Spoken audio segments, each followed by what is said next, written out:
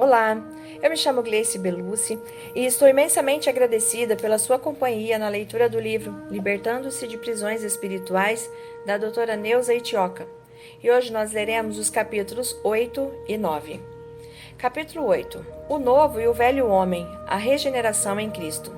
Efésios 4:22 diz que, quanto ao trato passado, vos despojeis do velho homem, que se corrompe pelas concupiscências do engano. O crente diferencia-se do não crente, ainda num outro aspecto. É que, pelo novo nascimento, a pessoa passa a ter uma nova natureza, que é referida pelo apóstolo Paulo como novo homem, homem espiritual ou ainda homem interior, em oposição à velha natureza, chamada de velho homem, homem natural, homem carnal ou ainda homem exterior. A ordem dada para nós, nascidos de novo, com respeito ao velho homem é, no sentido de despojá-lo da nossa vida, Efésios 4:22. Isso significa que mesmo depois do novo nascimento, ele ainda está em nós e precisa ser despojado. O fato é que há em nós uma contínua luta entre as duas naturezas, a velha e a nova. Despojar o velho homem é um processo permanente em nossa vida. É o processo da nossa santificação, pois quando ele é despojado, nós nos revestimos do novo homem, Efésios 4:24. O velho homem é composto do corpo atual, este corpo que é nascido segundo a carne, conforme a natureza do homem, de toda a parte ainda contaminada da alma, que Paulo chama de carne, e da parte ainda impura no espírito, com a presença de impurezas, espíritos impuros. Paulo deixa claro que despojar o velho homem significa remover tanto as impurezas da nossa alma, da carne, como as impurezas do espírito. Tendo, pois, ó amados, tais promessas, purifiquemo-nos de toda a impureza, tanto da carne como do espírito, aperfeiçoando a nossa santidade no temor do Senhor. 2 Coríntios 7:1. O seguinte quadro demonstra o velho homem que ainda faz parte da nossa constituição. O velho homem, que é corpo, alma e espírito. Essa figura representa o homem natural do crente, que nasceu da carne, e representa também o incrédulo, pois este só possui o velho homem, uma vez que não nasceu do espírito. O corpo físico do crente ainda permanece no velho homem, pertence ao velho homem. Também dele faz parte as partes contaminadas na alma e no espírito. Já o novo homem, que nós, nascidos de novo, também somos, pode ser comparado com o templo de Deus no Antigo Testamento. E, como o Espírito Santo habita no Espírito, podemos dizer que o Espírito do novo homem é o Santo dos Santos. O quadro que descreve o novo homem somente existe naquele que foi regenerado, nascido de novo, e é o seguinte: homem espiritual, novo homem. Átrio, santo lugar, corpo, alma, glorificado, na parte pura. E Santo dos Santos, o Espírito, onde habita o Espírito Santo. À medida que nos santificamos, isso é, despojando o velho homem, nos revestimos do novo, num processo permanentemente em nossa vida. Finalizamos a leitura do capítulo 8 e iniciaremos a leitura do capítulo 9. Cura física e o poder de Cristo. Verdadeiramente, ele tomou sobre si as nossas enfermidades e as nossas dores levou sobre si. E nós o reputávamos por aflito, ferido de Deus e oprimido. Mas ele foi ferido por causa das nossas transgressões e moído por causa das nossas iniquidades. O castigo que nos traz a paz estava sobre ele, e pelas suas pisaduras fomos sarados. Isaías 53, 4 e 5.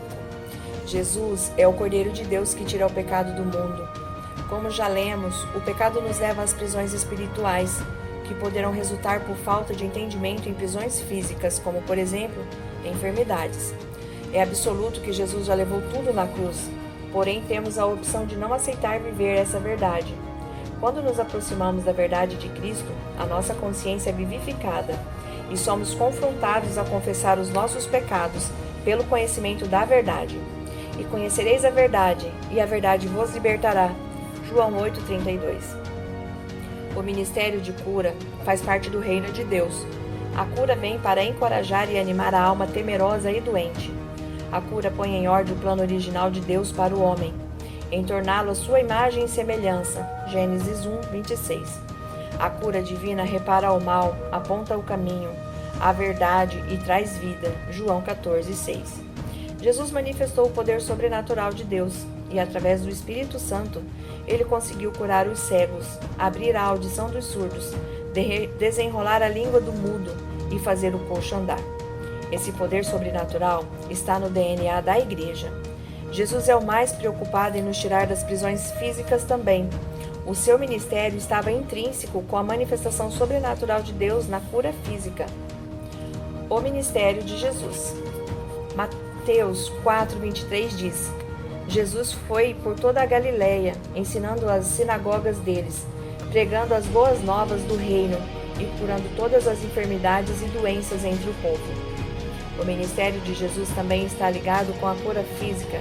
Isaías 61, Mateus 8:17.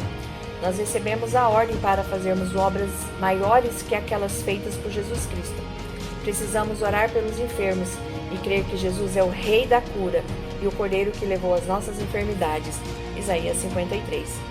Nós, como cristãos, devemos entender que a cura divina está relacionada à libertação, uma vez que a maioria das enfermidades está ligada de uma forma intrínseca com o pecado e o resultado da queda do homem. Alguns médicos e a ciência apresentam tratamento psiquiátricos e psicológico para alguns pacientes sem alcançarem a cura. Sabemos que em boa parte dos casos há uma relação entre a enfermidade e os demônios e pecados. Muitas vezes, o pecado é a causa da enfermidade. João 5, 5-14. Jesus sabia que a causa da enfermidade daquele homem paralítico estava relacionada ao pecado. O Senhor o advertiu, alertando que a repetição ou permanência do pecado poderia levá-lo a coisa pior, até mesmo a morte. Vemos que o pecado pode afetar a constituição física, emocional e espiritual do homem. Quando confessamos os nossos pecados, nós somos curados. Tiago 5, 14 e 15. A saúde pode ser atacada também pelo agir de Satanás. Um exemplo é o caso da mulher que viveu por 18 anos presa por Satanás, com enfermidade andando encurvada. Lucas 13, 10 a 16. Os demônios podem deixar a pessoa muda e surda. Marcos 9, 25. Aqui observamos o poder de Jesus e sua autoridade contra os espíritos malignos. Marcos 9, 19 a 28. Vemos que Jesus ensinava a palavra de Deus. Mateus 5, de 1 ao 12. Pregava o arrependimento. Mateus 4, 17. Curava as moléstias, doenças e enfermidades entre o povo. Mateus 4, 23 e 24. E tudo o que ele fazia era com amor e compaixão. A cura é iniciada pela compaixão. A ministração deve ser feita com compaixão e amor, para que Jesus possa operar. Mateus 20, verso 34 diz: Então Jesus, movido de íntima compaixão, tocou-lhe nos olhos, e logo seus olhos viram, e eles o seguiram. Mateus 9, 27. E partindo Jesus dali, seguiram-no 2 cegos, clamando e dizendo: Tem compaixão de nós, filho de Davi. Mateus 14, 14 diz: E Jesus, saindo, viu uma grande multidão, e possuído de íntima compaixão, para com ela, curou os enfermos. A cura é o resultado da fé. Temos que orar com fé e não sermos uma geração incrédula. A libertação é pela fé. Jesus perguntava o que a pessoa queria, então ele agia conforme a fé daquela pessoa. Mateus 9, 20 a 22 diz: E eis que uma mulher que havia 12 anos padecia de um fluxo de sangue, chegando por detrás dele, tocou a orla de sua roupa, porque dizia consigo: Se eu tão somente tocar a sua roupa, ficarei sã. E Jesus, voltando-se e vendo-a, disse: Tenha ânimo, filha, a tua fé te salvou. E imediatamente a mulher ficou sã. Então respondeu Jesus e disse: Ó mulher, grande é a tua fé. Seja isso feita para contigo como tu desejas. E desde aquela hora sua filha ficou sã. Mateus 5, Mateus 15, 28. E Jesus, falando, disse-lhe: Que queres que eu te faça? E o cego lhe disse: Mestre, que eu tenha vista. E Jesus lhe disse: Vai, a tua fé te salvou. E logo viu, e seguiu a Jesus pelo caminho. Marcos 10, 51, 52. Jesus manifestava o poder de maravilhas. Jesus cura os leprosos. Mateus 8, 1 a 4. Marcos 1:45, Lucas 5:12 a 14. Jesus proclama que dá saúde. Mateus 8:7. Jesus cura o filho do centurião. Mateus 8:5, 6 e 13. Jesus cura a febre. Mateus 8:14. Jesus expulsa os demônios e cura os enfermos. Mateus 8:16. Jesus cura os paralíticos. Mateus 9:1 a 8. Marcos 2:3 a 12. Lucas 5:18 a 36. Jesus cura a mulher com fluxo de sangue. Mateus 9:18 a 26. Marcos 5:22 a 43. E Lucas 8:40 a 46. O dom de cura. Deus nos dá vários dons. Entre eles temos o dom da cura física. 1 Coríntios 12, 28 a 30. Na Bíblia, o dom de maravilhas também pode ser o de cura. Porém, esse dom de cura física é específico. Quando Jesus enviou os seus 70 discípulos para o campo missionário, em Lucas 10, ele ordenou que curassem os enfermos. Lucas 10:9 diz: curem os doentes que ali houver e digam-lhes: o reino de Deus está próximo de vocês. Nós devemos orar pela cura dos enfermos. É uma ordenança de Jesus Cristo para a manifestação do reino de Deus aqui na terra. Quando nós oramos, venha o teu reino, seja feita a sua vontade, tanto na terra como no céu, Mateus 6:10, estamos chamando a existência do reino de paz, onde não há enfermidade. Invocamos a teocracia, um governo dirigido por Deus, cujas leis estão para a vida abundante e não para a morte. Orar é dirigir a nossa fé para o Criador do Universo. Paulo nos aconselha a procurarmos com zelo os melhores dons. 1 Coríntios 12, 31.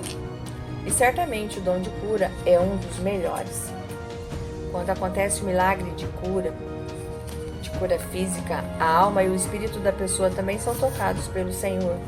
Muitos se convertem após serem curados sobrenaturalmente.